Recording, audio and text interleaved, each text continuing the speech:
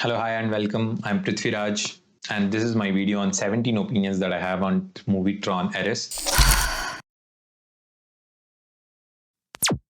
Hello, hi, and welcome. I've recently watched the movie Tron, the third part of the installation. Let's quickly go through all the opinions that I have in this head, starting with the one. The IMDb rating for this movie at the point of recording is 6.8, and I think it is fairly okay. The kind of movie this is very similar to Godzilla vs. Kong. I'll talk about that later. This VFX is the best after Spiderman, not the live action, the multiverse across. Actor Jared Leto, known for his superhero roles, is okay at times, good at times, bad at times. This actress suffers because of the writing department, but she has done a decent job, has a very important role. Stand-up comedian Hasan Minhaj is in this movie. I was fairly surprised. He acts as an Indian CTO. This comedy relief actor must be specially talked about. He saves a lot of scenes. Even Peter's known as the Speedster from the X-Men movies. Is usually good, but this movie is okay. Director excels in a few departments and fails in a few departments. The music direction for this movie is apparently done by a band, and they've done a very good job. 10 on 10. The director of photography has to work closely with the VFX department. He has done a very good job. The climax has a monologue where Android turns human. It is a little cliched, but it's worth mentioning. This gives me the opportunity to talk about my one of the favorite movies, Bicentennial Man. And the director has taken a few granted things, AI, consciousness, future tech, doesn't explain much. The movie delves into game development a lot. I love game development. We'll talk about that.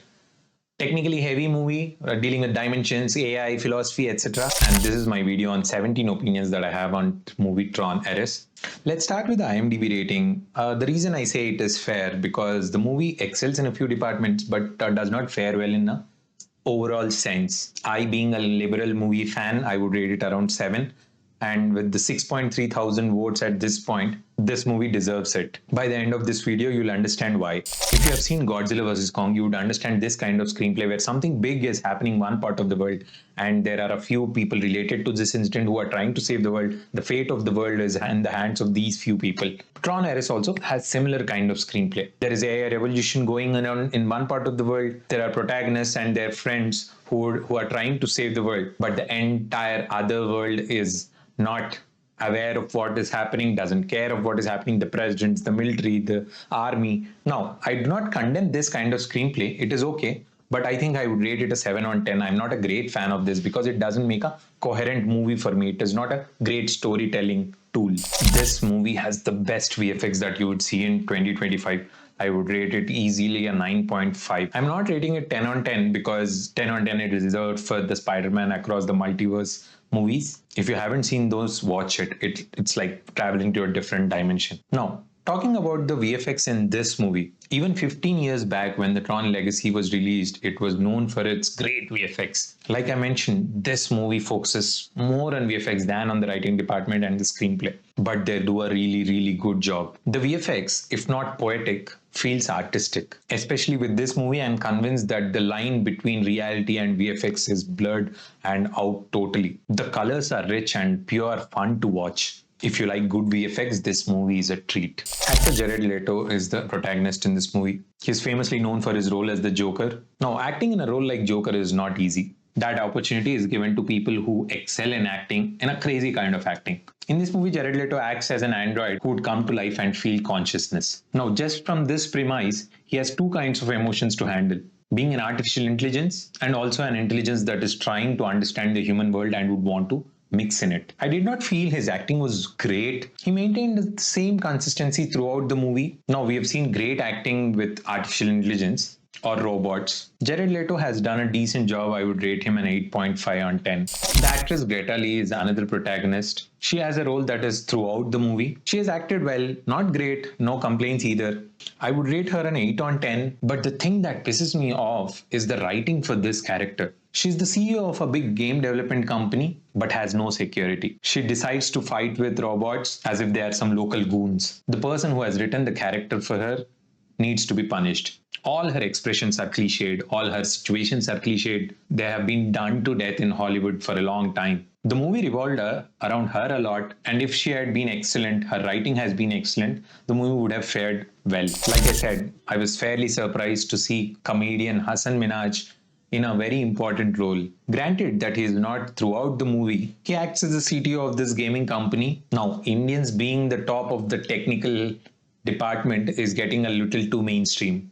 I'm happy for that, but Hasan Minhaj is not great in this character. He has probably a few minutes throughout the entire movie and he does an okay job. Doesn't wow us much. I'll be rating him a 6 on 10. We know that this kind of screenplay always has a comic relief. The character who does the comedy relief in this movie is somehow very nice. He saves the movie in a lot of scenes to not just fall flat. He elevates it by his comedy, his sarcasm. After the protagonist one, that is Jared Leto, and the actress, he gets the third most important role, being the third wheel. Gets punched a few times by the AI, but doesn't lose hope and is always behind the protagonist, helping her, taking hits for her. Somehow I like this character very much and I would rate him a 9 on 10. Actor Evan Peters is the villain in this movie. He is known for his role as a speedster in the X-Men movies. I love his episode where he travels faster than anyone else and hits all the goons. Just from that one episode and that one movie alone, you would understand that he's a very good actor. He also enacts a similar role in the TV series WandaVision. But in this movie, the writing fails him. There is not much of a scope in his character. All he does is put villainish expressions and being shocked by what the AI is doing without his permission. The character in this movie creates this artificial intelligence and the world behind it and brings the artificial intelligence into the real world, but has no control over how the AI behaves or if AI goes wrong. That was very bad writing. A lot of places in the movie I felt that what is happening, a person of this tech knowledge should know how to handle his AI, but fails to do so. Now, just especially for this movie, I'm going to rate him a 7 on 10. The director for this movie is Joachim Rønning. The other famous movie he has directed is The Pirates of the Caribbean, Dead Men Tell No Tales, the fifth part of the installation, which is not a very, very big hit, probably the weakest in the entire Pirates of the Caribbean franchise. The director must be applauded for the effort in the VFX and the cinematography departments. The VFX never feel out of place. The episodes feel very, very futuristic. The director succeeded in showing us different worlds inside the computer and how the artificial intelligence would behave if they come outside the computer, and also ends the movie on a very thematic, philosophical note. For that, I appreciate him. But he's also failed in departments like the writing. I think it is a conscious choice that they would want to go with this kind of screenplay, a non-emotional, a straight one-day screenplay. The entire movie happens in a single day.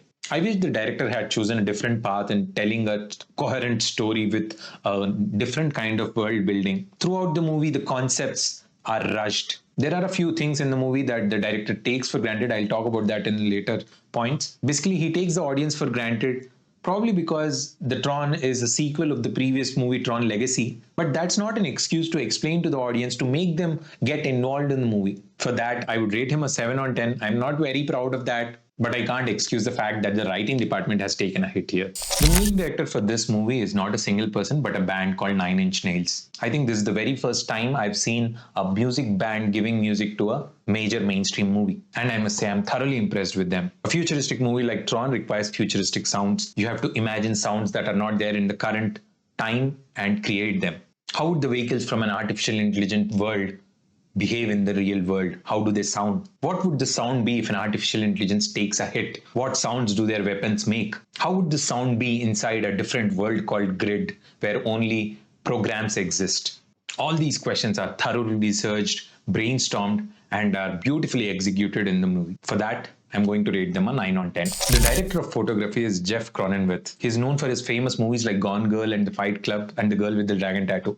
He does an excellent job in this movie. Now, a great VFX movie like Tron requires careful cinematography. The cinematography and the VFX department should go hand in hand. The cinematographer must imagine how this would look on a screen and make his cinematography that way. And cinematography in Tron is close to perfection. You would enjoy the hell out of cinematography and VFX in this movie. And for that, I'm rating him a 9 on 10. There is a monologue in the end of the movie where the robot becomes human and tries to understand the human world. Now, it is a bit cliched, but I do want to talk about it. I like movies when they end with a philosophical note, when the movie moves past its existing events and tries to find a new world.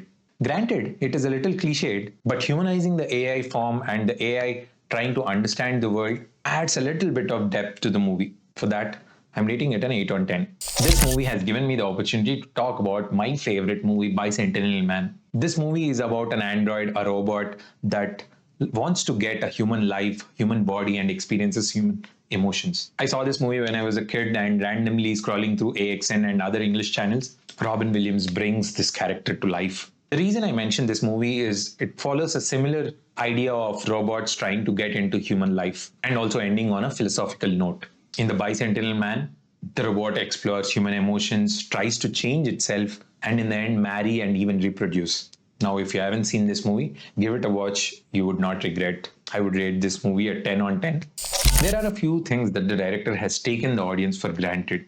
The AI consciousness is not clearly explained. The future tech is also not clearly explored. Granted, it is a sequel to a famous movie, and the director would expect you to have some knowledge on it. But there was something missing in the movie that would make the audience connect with the movie and understand the technology and the events happening there. In the movie, the AI looks at the rain and suddenly develops feelings and consciousness and wants to explore human emotions. It happens just for a few seconds, and the robot now wants to be a human. Now, that kind of emotion in the plot should take more time to develop and make the audience believe that it is really happening, because the entire movie revolves around it and depends on it.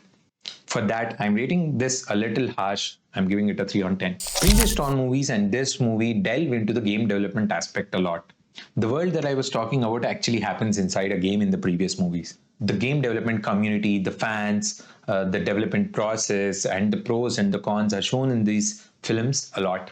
In my humble opinion, game development is a great piece of art form. It has story, it has music, it has graphics, it has gameplay, it has lore, it has emotions. Games like Fallout and The Last of Us will make you cry.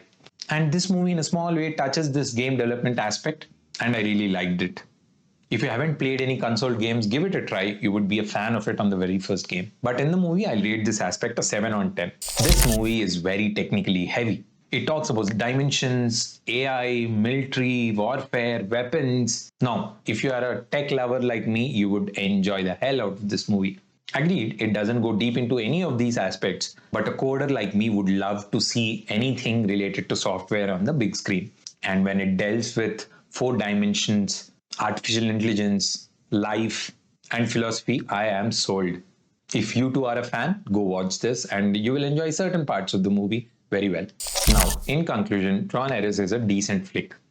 Like the IMDb mentioned, a 6.6 is a decent enough rating. It excels in a few departments like the VFX, the sound, the cinematography, and it fails in a few departments like the writing. Now, it's not a great groundbreaker kind of movie, but it's a decent Friday flick that you could watch and have a nice time.